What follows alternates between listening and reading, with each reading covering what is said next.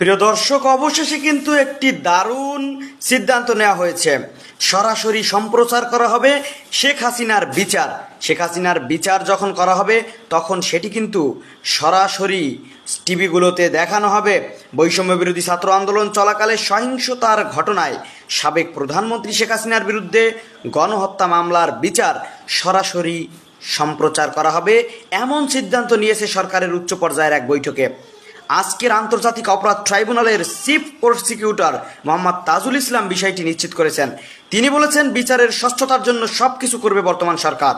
গত 15ই আগস্ট বৈষম্য বিরোধী ছাত্র আন্দোলনের সময় সংগঠিত হত্যা, গণহত্যা ও নির্যাতন সহ মানবতা বিরোধী অপরাধে অভিযোগ সাবেক প্রধানমন্ত্রী শেখ হাসিনা সহ 10 ব্যক্তি ও সংগঠনের বিরুদ্ধে আন্তর্জাতিক অপরাধ ট্রাইব্যুনালে অভিযোগ দায়ের করা হয়।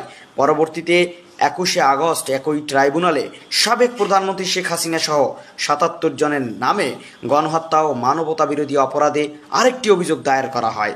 প্রিয় দর্শক, আমরা দেখেছি এই মানবতা বিরোধী অপরাধ ট্রাইব্যুনালে যাদেরকে মিথ্যা বিচার করা হয়েছে, সেই ট্রাইব্যুনালে এই শয়তানদের আবার বিচার হবে ইনশাআল্লাহ।